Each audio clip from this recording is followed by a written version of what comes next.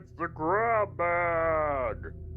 Thundering booms and flashing lights could be seen coming out of the hole in the wall. But Mike was unable to see it himself because his face was completely burned off. His skull was still on fire, but because of his undead status, he was able to get back up. Sarah had to help him find their way through, using her power, which she was able to see everything going on around her for 300 feet. But inside that room, Vincent was fighting the demon. The powerful creature kept shifting from one form to the next, switching between the cat and the dragon. But Vincent was shooting lightning from his fingertips. The demon kept jumping out of the way and spitting fire his way. Smoke was billowing everywhere, and the building was shaking. Sarah led Mike through the hole, and he came in the room. She ducked down by the corner. "I'm gonna need you to yell as loud as you can." "Okay. Go to your left now." Mike ran to the left. Suddenly, the demon landed right next to him. "Swing up!"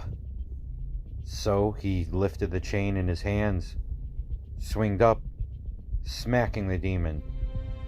It surprised him. The demon turned and looked at the burning skull. "Oh yeah, behold the penitent stare!" But that really did nothing. Mike was known for being a bit of a trickster, a jokester, and now that he looked like Ghost Rider because his skull was on fire, he just had to take the opportunity. AIM stopped and stared. "I thought I killed you." "It's gonna take more than burning my face off. Swing down, to the right." So Mike did. He smacked the demon again with the chain, distracting him. A blast of lightning came and struck him in behind.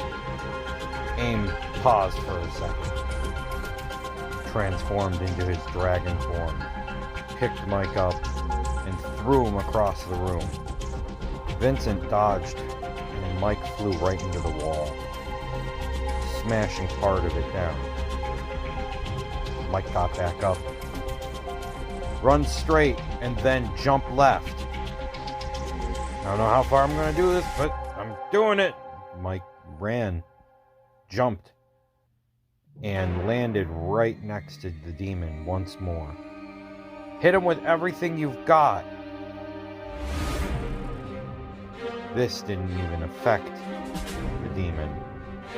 He just smacked Mike down once more and turned towards the voice. "I don't know how she's doing that without looking at me, but I'm gonna get her." The voice was growling now. He was beginning to get furious. But Vincent, he was ready. He shot a blast of fire, but it was completely ineffective against the dragon form. "I'm starting to get tapped. I don't know how many more spells I'll be able to launch. I'm gonna have to make this count." Mike came and jumped up and grabbed around and held on to the demon. He couldn't move. The demon could not shake Mike off of him. "You know what to do. It's time for the special beam cannon." But that's... what are we saying? You're not going to die from it.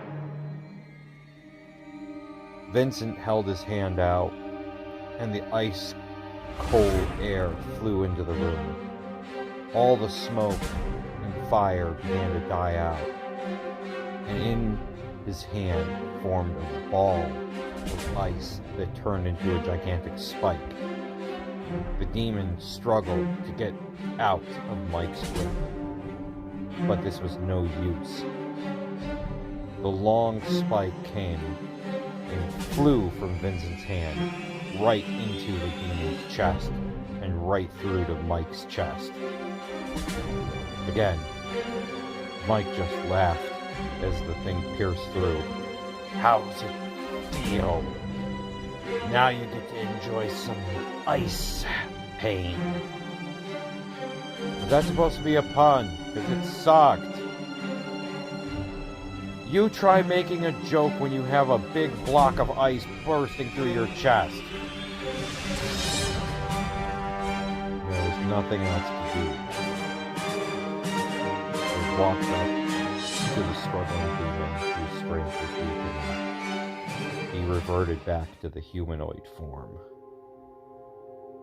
You're going to tell us everything, or else. Vincent began to remove the glove over his left hand. Sarah was no longer cowering behind, and she walked up. This demon stared at that hand. Do you really think I'm going to tell you anything?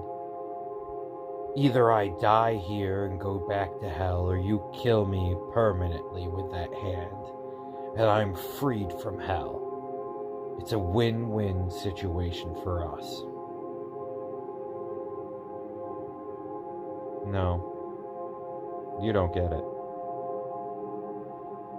Either you tell us who sent you, and we win, or I kill you with this hand, and you are never able to hurt anyone again, and I win. He reached a hand out.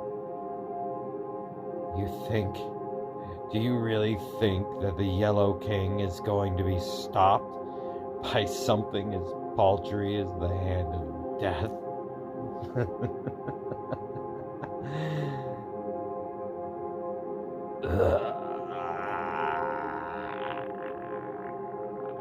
Vincent put his hand on the man's face, and immediately he crumpled down and turned to ash. Vincent put the glove back on his hand. The Yellow King? Well, that's not very good. Oh no. We're dealing with something like that? Mike, I can't deal with the way you're looking right now.